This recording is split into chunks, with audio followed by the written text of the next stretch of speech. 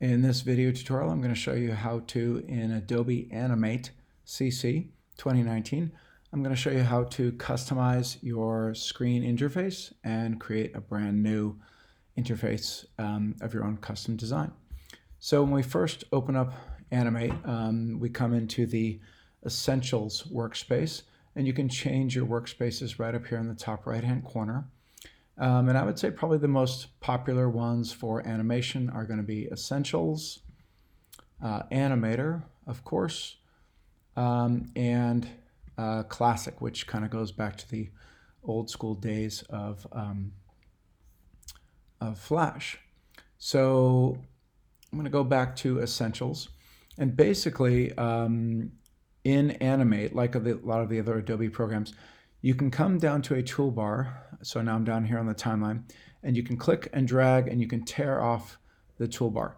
And then you'll see that it became much smaller, but I can click and resize it in the bottom right hand corner, and I can make it taller and wider and all that kind of good stuff.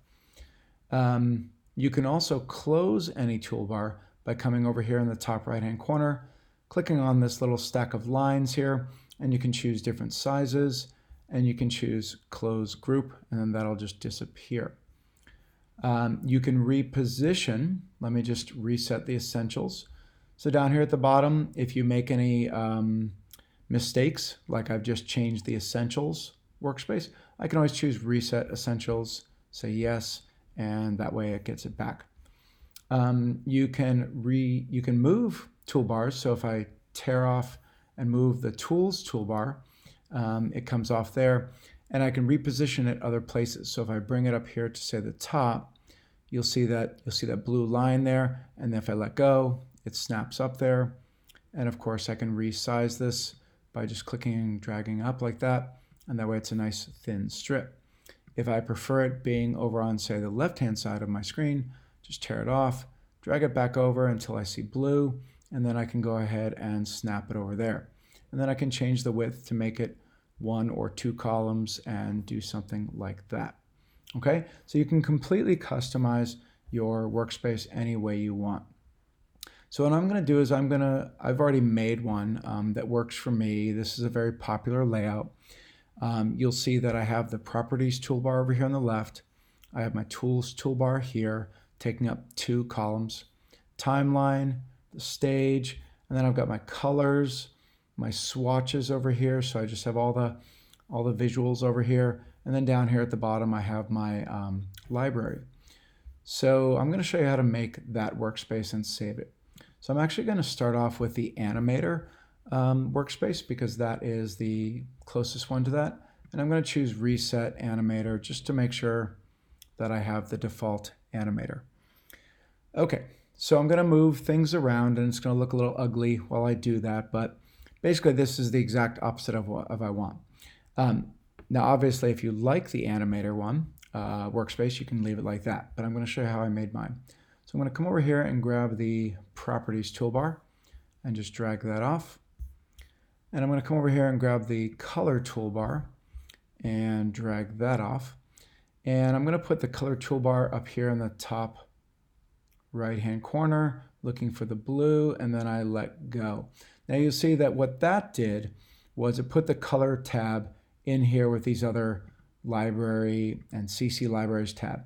I didn't want that, so just tear the Color toolbar back off, put it back up here, and I need to do that right there. See how it's a blue bar right there? It's not in with these other tabs, it's actually at the top, it's right above. So it's pretty sensitive, but when you get it right, it just snaps in there like that. Okay, now I want my swatches toolbar right underneath that. So I'm going to look for it right here, and there we go. So you just have to really be observant with the blue line. Okay, so that's what I'm pretty happy with. So the right side is exactly what I want. Color, swatches, and then libraries. Okay, now there are some things over here on the left-hand side that I can just totally get rid of. I'm going to get rid of this whole toolbar up here. So I'm going to click on the little stack of lines and choose Close Group. And I'm going to close this one here called Scene, get rid of it, and Motion Presets, get rid of it. Okay, so now I'm going to bring my Properties toolbar over. Drag it over until I see that blue line that's vertical. Okay, awesome, there we go. And then last but not least, I'm going to drag the Tools toolbar out from there, and I'm going to place it right here in between the properties and the timeline. Now it's taking up 1, 2, 3, 4, 5 columns. I don't want it to take up that much space. So I'll just put my mouse pointer here, click, drag, and I would recommend either having it take up a single column, or a double column. I'm pretty happy with double column, and there we go. Okay, so now how do I save this custom one?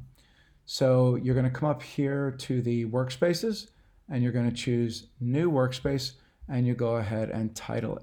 So I'll call this Demo Workspace. There we go. And say OK. And now when I come up here, you'll see that Demo Workspace is right there, but I can go back to Classic. And then when I go back up here, I can choose Demo Workspace again, and boom, it remembers everything, and I'm all set and ready to go. Okay, I hope this helps you out, and you can make your own workspace. And again, by the end of the day, sometimes you just have to try out a couple of the workspaces and figure out how you want your whole screen arranged for you so you have the best workflow. Okay, I will see you in the next video. Thank you.